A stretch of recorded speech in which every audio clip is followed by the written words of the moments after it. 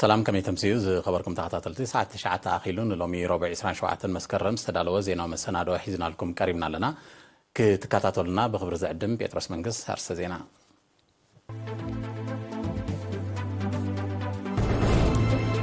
عيد مولد النبي لومي عبد الملا هاجر بخبز بلد مكت خبيرون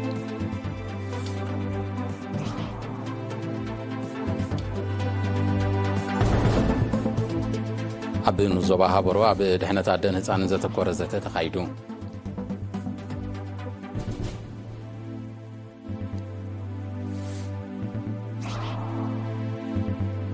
أهجروا مع التوريزم بدرجة زبادو بخبز بلا معرق عبد دباروا تذكرة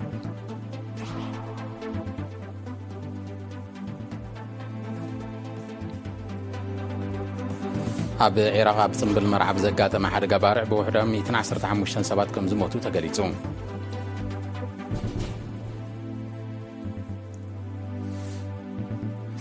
چاينا عبد وسنا سندسي تايوان تكايدو زلا وتادراو لممدات ناي من تصال طموح نزلو من مبداه زعلم مخانو فليتا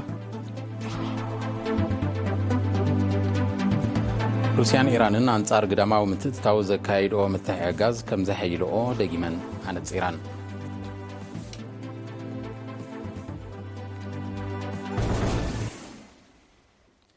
عيد مولد النبي لومي بخبز بلد مكت خبيرو أب أسمرا ميدا جامع الخلافة الراشدين استغايد سنة سرعة استغاثة غازتين سليمان عثمان عباس الدالو وصبصب يسعب عيد مولد النبي ناي عامة شحن 445 هجرية لومي 10 الربيع الأول مالت 27 مسكرم أب ملا هاجر بخبز بلد مكت خبيروم أب كتما اسمرا ميدا جامع الخلفاء الراشدين أب استقايدة منسترات زركوبوم لعلوت سبسلطان منقستن جنبارن أب إرتراز مدبروم أمبسادراتن دبلوماسينياتاتن كومون مرحت هايمانوت كريستنا استرخبلو سنسرعات أبو أمبر قبائي إسلام أوقاف كتما اسمرا أتو محمد سعيد بشير نتاريخاوي أقداسنة نايت بعال زقلت مبريه بوم مفتي إرترا مولانا شيخ سالم إبراهيم المختار بوغنوم تسنبل مولد النبي بسنكي لبدا كوفيد 19 نسلست عامتات تقاريصو دحر مصنح لوم عامت كم تلمودن معروغن أقباب كبعال مبقعو يوهان أوم دحر مقلاص إزلومي بخلوم مؤمنان مسلمنا بعالم درجة زخبر زلو بعال كاب صلئن وقئن سنيتن سلامن كاب عمصن بارنتن دما فتحن ناصنتن دستمهارلو كم زخونه غليصوم ويغلب المصطفى صلى الله عليه وسلم الإيمان بالحب لينشئ معا سلاما وأمنا فيقول لا تدخلون الجنة حتى تؤمنوا ولا تؤمنوا حتى تحابوا أولا أدلكم على شيء إذا فعلتموه تحاببتم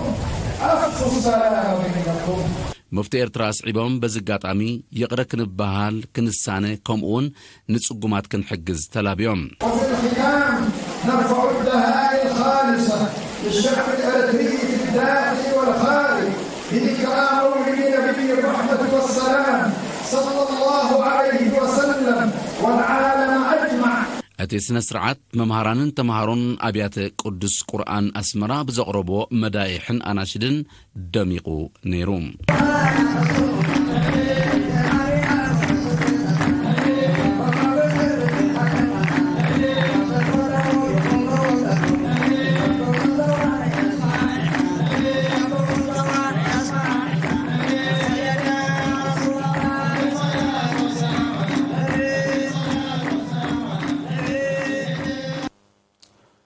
عب نوزبا هابرو عب دحنة عدن هتسان زت كورزته بعشران حادن 22 مسكرم عب عريتاي تخايدو عبت زته قداسنة سرع مكتال نفس صرات عب تكالات عنا فنتات عب وليد رديت عب تتكامنة مكلاخل تنسي ترى بعل بيت عب موحست عنا أدى قداسنة متصبي نفس صرات تقمن قداسنة كتابت ربحاتات مأزاو مقبي كومون ترى نايسرح مشارختي عب زول زعباتات تزتيوم أما حدار نوزبا هابرو فتوي قبر مسكال أبزا سمعو قال تعنا عد نخو حاسب رئيستي منستر تعنا زقبر تعري أفلتو حبرة تسب معباي مسارة أو كم زخوان حبيرون حلافي چنفر تعنا دكتور هينوك صحي بقديو موحاس دحنة عدن هتسان موحاس تعنا من لا حبرة تسب مخانو بمتكاس ዝውጣኑ መደባት ብኣድማዕነት ንኽትግበሩ ኣመሓደርትን መሻርክቲ ኣካላትን ተሳትፎኦም ክዕዝዙ ተላብዩ ተሳተፍቲ ድማ ጸገማት ኣምቡላንስ ፍታሕ ክናደየሉ መደበር ጥዕና ፍልፍለ ናብ ማእከል ጥዕና ክትዓቢ ከምኡን ወከልቲ ጥዕና ዓዲ ኣብ ምውሓስ ጥዕና ኣደን ዕሸልን ዘካይዶ ንጥፈታት ብዝለዓለ ክሕይል ለቡኣ ኣቕሪቦም ዋና ዳይሬክተር ክፍሊ ማሕበራዊ ኣገልግሎት ዞባ ዓንሰባ ኮሎኔል ተስፋጽዮን ግርማይ ብወገኑ ዝረኣዩ ጸገማት ንምፍታሕ ቀጻሊ ጻዕሪ ከም ዝካየድ ብምጥቃስ ሕብረተሰብ ንዝተዋደደሉ ትካላት ጥዕና ብዝግባእ ክጥቀመሉን ሕፅረታቱ ንምምላእ ኣበርክቱ ክገብርን ኣዘኻኺሩ ኣብ መወዳእታ ብኮሚቴ ጥዕና ዓዲ ዝተዳለወ ንድሕነት ኣደን ዕሸልን ዝምልከት 11 ነጥብታት ዝሓዘ ብግዜ ዝቕየድ ውጥን ስራሕ ጸዲቑ ኣብ ዞባ ሃበሮ ሓንቲ ማእከል ጥዕናን 3 መደበራት ጥዕናን ኣለዋ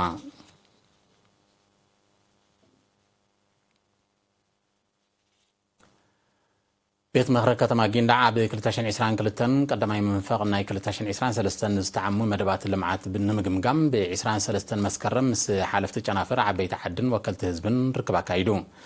ኣብ ወንበር ቤት ምክሪ መምህር ኣድም ድሪስ ኣብ ዘቕርቦ ጸብጻብ ኣብ 2022 ካብ ሑጺት ክሳብ ዓዲ ነበብ ዝዝርጋሕ ብኣስታት 1 ሚልዮን ናቕፋ ዝተዋደደ 3 መዕደሊ ማይ ነቆጣታት ከም ተዛዘመ ሰፊሕ መደባት ምዕቃብ ማይን ሓመድን ከም ተሰላሰለ ኣብ ቀንዲ ምንጭ ማይ ድማ ዓባይ ጀነሬተር ከም ተዋደደ ተሓቢሩ ተሳተፍቲ ኣብ ዘቕረበ ጸብጻብ ድሕሪ ዘካይደ ወዘተ ጉዳይ ዶንጊ ዝመጽእ ክፍሊት ኣገልግሎት ኤሌክትሪክ ቆላሕተ ክዋሃቦ ብቦጥ ዝሰቲ ከባቢታት ዝኸፍሎ ዘሎ ዋጋ ዳግመ ግምት ክግበረሉ ብህዝቢ ዝዕመም ልምዓታዊ መደባት ብዝሓየለ ክቕጽል ንከተማ ዝስተ ማይ እትዕድል ድሪል ካልእቲ ክትውሰኻ ከምኡን ንዞባዊ መወከሲ ሆስፒታል ተገልግል ዓባይ ጀነሬተር ቁልጡፍ ፍታሕ ክግበረላ ዝብል ርእይቶታት ኣቕሪቦም ኣመሓዳር ዞባ ጊንዳ ኣቶ ዑመር ያሕያ ኣብ ዝሃቦ ቃል ዝረኣዩ ጸገማት ብዝቐልጠፈ ናብ ዝምልከቶ ብምቕራብ ፍታሕ ንምንዳይ ቤት ምክሪን ዝገብሮ ዘሎ ጻዕሪ ብምምጓስ ምትሕብባር ኣመሓደርታ ዓድን ሓለፍቲ ጨናፍርን ከይፍለዮ ኣዘኻኺሩ 27 መስከረም ሃገራዊ መዓልቲ ቱሪዝም ብደረጃ ዞባ ደቡብ ኣብ ድባርባ ኣብ ዝተኻየደ ስነ ስርዓት ብኽብ ዝበለ ማዕረግ ተዘኪራ ቱሪዝም ንሓምላይ ወፍሪ ብዝብል ቴማ ኣብ ኣዳራሽ ባሕሪ ነገስታት ኣብ ዝተገብረ ጽምብል ወኪል ክፍሊ ቱሪዝም ዞባ ደቡብ ኣቶ ዮሃንስ ኣስገዶም ኣብ ዘቕረቦ መልእኽቲ ሚኒስትሪ ቱሪዝም እታ ዕለት ብዓለም ደረጃ ንመበል 44 ግዜ ኣብ ሃገርና ድማ ንመበል 28 ግዜ ተዘኪራ ትውዕል ከም ዘላ ሓቢሩ እቲ መልእኽቲ ኣስዒቡ ኣብ ዝሓለፉ ውሕዳት ዓመታት ስጋት ለበዳ ኮቪድ-19 ንምግቱ ዝተኣወጀ ቅጥዕታትን ኣብ ሓፈሻዊ ንጥፈታት ጽላት ቱሪዝም ዝፈጠሮ ብድሆ ኣብ ቦትኡ እናሃለወ ዘሎና ጸጋታት ብምጉስጓስ ቁኑዕ ምስሊ ሃገርን ህዝብን በጻሕትን ኣውፈርትን ናይ ምልላይ መደባት ምስ ዝምልከተን ኣካላት መንግስቲ ተዋሂድካ ምዕያይ መድረኽ ዝጠልቦ ይጽንሓለይ ዘይበሃል ዕዮ ክኸውን ከም ዝግባእ ኣስሚሩሉ ኣመሓዳር ዞባ ድባርባ ኣቶ ፍረ ወንጌል ተክለ ሃይማኖት ድማ ንተራ ቱሪዝም ኣብ ቁጠባዊ ዕብየትን ምዕባለ ሃገርን ብምጥቃስ ወሃብታ ኣገልግሎት ማሕበራት ቱሪዝም ከም ምዃንን መጠን ዓማዊል ኣብ ምቕባልን ምእንጋድን ከምኡውን ጸጋታት ሃገር ኣብ ምልላይ ብልዑል ንቕሓት ክሰርሓ ተላብዩ ኣብ መወዳእታ ኣብ ከተማ ድባርባ ንዝነጥፉ ኣብነታውያን ወሃብቲ ኣገልግሎት ናይ ኣፍልጦ ሽልማት ተዓዲሉ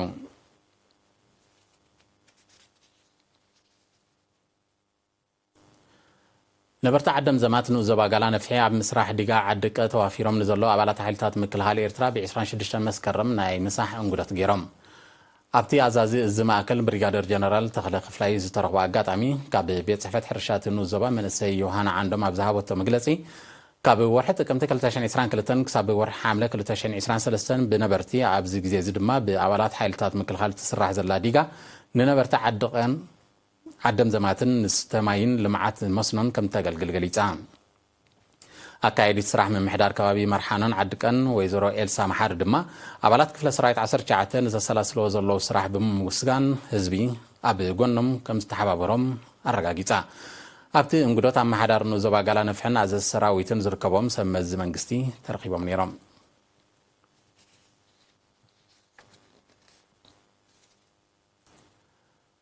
ኣብ ዞባ ፎሮ ነበርታ ዓድታት ማይላ ካሶ ዑመር ቃብረ ሰርደ ኦምለ ጊርጋሮ ድንጉለን ደናሎን ኣብ ምጽጋን ጽርግያ ምስራሕ ዛላታት ከምኡን ምስራሕን ምጽጋንን ትካላት ማሕበራዊ ኣገልግሎት ዘተኮረ ማእተታዊ ነጥፈታት የሰላስሉ ኣለዉ በቲ ወፍራታት ኣብ ዑመር ቃብረ ምስራሕ ተወሰኽቲ ክፍልታትን ቀጽሪ ቤት ትምህርትን ምጽጋን ዓድታቶም ሰንጢቑ ዝሓልፍ ጽርግያን ብውሕጅ ዝተባሕጎገ ቦታታትን ምስራሕ መጸበይ ነፍሰ ጸራት ምኹስኳስ ኣግራብን ምኹዓት ንፈልስታት ዘገልግል ጎዳጉድን ይዕመም ከም ዘሎ ወኪል ኤሪና ሓቢሩ ኣመሓዳር ዞባ ፎሮ ኣቶ ዑመር ዓረፋ ነቲ ንጥፈታት ኣብ ዝተዓዘበሉ ንተሳትፎ ህዝቢ ኣብ ልምዓታዊ መደባት ብምስጋት معقاب ماين حامدن كومون مسرح يغريتا محجاز صقمات وغناتن سدرابيت سواءاتن بزلعله كدفع له ازخاخيرو نبرت دما بوغن ممحدار نوزبا اب مقرب فلسطات سلطنت كله اب زحلف عامتا استتخلا اقرب عتب مكتال كغبرلو زبلن كالن ريتوتات اقريبام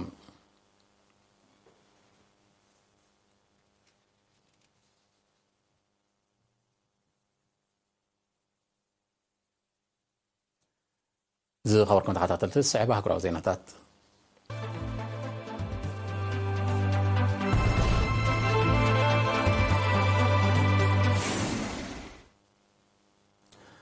اب سميناو عراقنا بلومي 27 مسكرم اب زوج حليتي اب صنبل مرعب زغاطمه حدغا بارع بوحدو 115 سبات كم زموتو مع كنا زينا قالحن بتي ابا وراجان نويس تخست حدغا حسيا زركبو ماستات 200 قصيلون بمهلاوم قطر موتات كزايد كم زخل قمتات الله ጠንቅታ ሓደጋ ንምፍላጥ መርመራ ይካየድ እኳ እንተሎ ምውላዕ ሪችታት ዘስዓቦ ክኾን ከም ዝኽእል ግን ይእመት እቲ ባርዕ ኣቐዲሙ ኣብ ዒራቅ ካብ ዘጋጠመ ተመሳሳሊ ሓደጋታት ዝዓበየ ሰብኣዊ ክሳራታት ካብ ዘውረዱ ኮይኑሎ መንግስቲ ዒራቅ ብምክንያት እዚ ከቢድ ሰብኣዊ ክሳራ ኣውሪዱ ዘሎ ሓደጋ ባርዕ ሰለስተ ናይ ሓዘን መዓልትታት ኣውጁሎ እዚ ከምዚ ኢሉ እንከሎ ብ25 መስከረም ንኣርሜንያን ኣዘርባይጃንን ኣብ ዘከራኽር ዞባ ናጎርኖ ካራባኽ ብዘጋጠመ ሓደጋ ነጥጊ ህይወት 125 ሰባት ከም ዝጠፍአ ተገሊጹ بتي اب معدل النراد زغاطم حدغا لعلي 300 كم زقصلون واتاو كسارا كم صعبن ون تفليتو طنقن ايت حدغا زاغيت ايتحبرن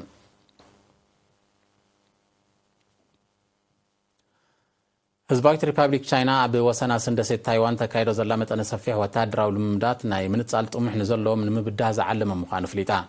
ندسيت تايوان منصال زنقاساس وغنا زكايدو نطفتات قصيلو كم زلو زنصره منግስት ቻይና ሉዓላውነትን ግዛታዊ ሓድነትን ንምሕላውን ንምርግጋጽን ዝካየድ ንጥፈታት ብዝለዓለ ከም ዝቕጽል ገሊጹ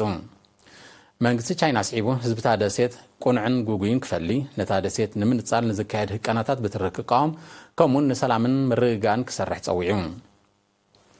ቻይና ኣብ ወሽመጥ ታይዋን ተካይዶ ዘላ ልምምድ ብዓቐንን መጠንን ወሲኻትሉ ከም ዘላ ዝግለጽ ዘሎ ኣሜሪካ እትመርሐን ሃገራት ምዕራብ ምስታ ሉዓላዊት ኣካል ቻይና ዝኾነት ደሴት ዘለዎን ዝምድና ንምድላል ዘካይዶ ንጥፈታት ኣሓይለኖ ከም ዘለዋ ኣብ ዝቃላሓሉ ዘሎ እዩ ጉዳይ ደሴት ታይዋን ኣካል ናይቲ ሃገራት ምዕራብ ብሓፈሻ ኣሜሪካ ድማ ብቐንዱ ንቻይና ንምድራት ዝወስዶ ዘለዋ ስጉምትታትን ዘካይዶ ሸርሕታትን ምዃን እዮም ምስቲ ዞባ ቅርበት ዘሎም ተንተንቲ ዝሕብሩ ህዝባዊት ሪፐብሊክ ቻይና ጉዳይ ደሴት ታይዋን ዘይስገር ቀይሕ መስመር ምዃኑ ብተደጋጋሚ ከተጠንቅቕ ጽኒሓላ ሩስያን ኢራንን አንጻር ግዳማዊ ምትዝታው ዘካይዶ ምትሕጋዝ ከም ዘሐይሎ ደጊመና ነጺረን ክልቴን ሃገራት ነዚ ዝገለጻ ፕሬዚደንታት ቭላዲሚር ፑቲንን ኢብራሂም ራኢስን ትማሊ 26 መስከረም ኣብ ዘካይድዎ ናይ ቴሌፎን ዝርርብ እዩ ግዳማዊ ምትትታው ጠንቂ ጸጥታዊ ቅልውላዋት ይኸውን ከም ዘሎ ዝገለጹ ክልቴን መራሕቲ ሃገራቶም ንምግቱ ኩሉ መዳዮም ምትሕጋዝ ከም ዝገብራ ኣረድዮም ብዘይካዚ ፕሬዚደንታት ቭላዲሚር ፑቲንን ኢብራሂም ራኢስን ሃገራቶም ኣቐዲመን ዝኸተሞ ስምምዓት ንምትግባር ብዕቱብ ክሰርሓ ምዃኑን ኣፍሊጦም ሩስያን ኢራንን ኣብ ዝሓለፈ እዋናት ኣብ መጓዓዝያ ንግዲ ጸዓት ጸጥታን ካልእን ዘተኮረ ስምምዓት ከም ተፈራረማ ጸብጻባት የመልክቱ ዲፕሎማሲያውን ቁጠባውን ዝምድናታት ሩስያን ኢራንን ብፍላይ ካብ ዝሓለፈ ቀረባ ዓመታት ቁልጡፍ ገስጋስ ከም ዘርአየ ይፍለጥ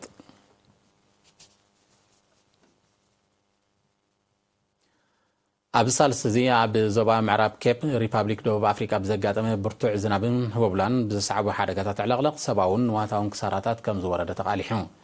በቲ ሕማቕ ኩነታት ኣየር ሓያሎ ኣባይቲ ትካላት ማሕበራዊ ኣገልግሎት ሰፊሕ ናይ ሕርሻ መሬት መስመራት መጓዓዝያን ድልድናትን ክዓኑ እንከሎ ምስቲ ሓደጋ ብዝተኣሳሰር 11 ሰባት ከም ዝሞቱ ተገሊጹ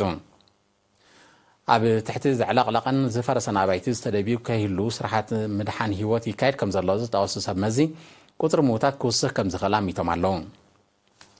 ኣብ 2022 ኣብ ዞባ ኳዙሉ ናታን ብዘጋጠመ ሓደጋ ዕለቕለቕ ልዕሊ 430 ሰባት ከም ዝሞቱ ይዝከር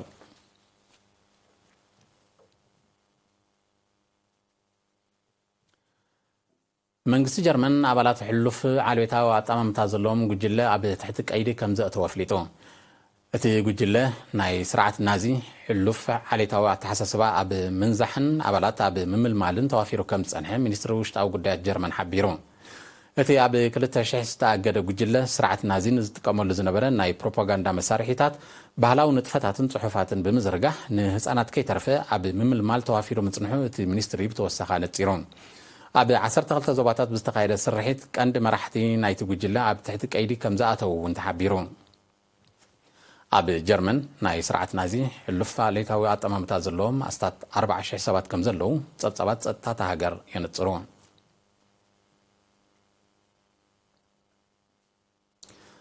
متن شفنا برد أنتاركتيكا بسنكي كلمة وعي بنهري كم زن قلقلة تصبات عبيرهم بمسارتهم تصبات بزعمة زي متن شفنا برد أنتاركتيكا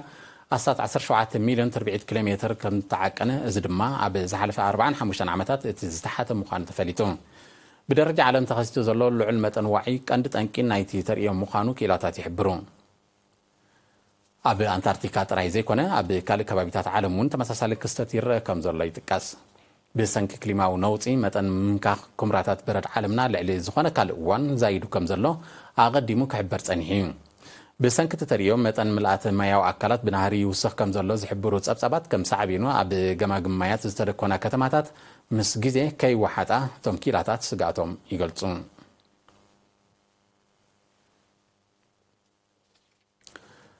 زغاركم تخطاتلتين لومي ربع 27 مسكرم ساعة 9 مشى استدلوا حفشاو زيناو مسنادو أن مزام عندنا تفتاتهم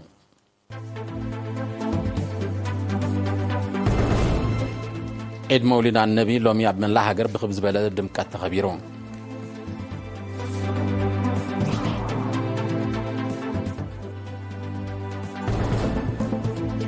عبد نوزبها برو عبد دحنة عدن هتسان زتكور زتت خايدو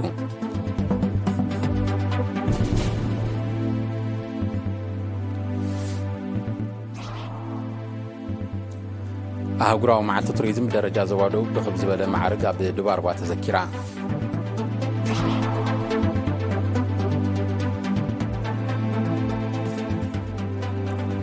أب العراق أب تسمبل مرحب زكاة ما حدا قابارة بوحدو 215 سبات كم زموت تقريتون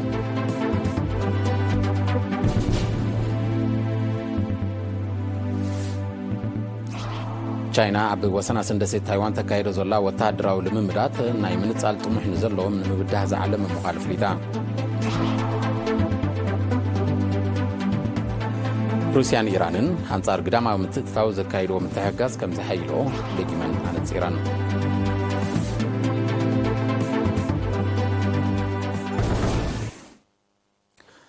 الساعة استدلوا حفشاو زينا مسانا دواب زتزازي ملو دقينا روح سعيد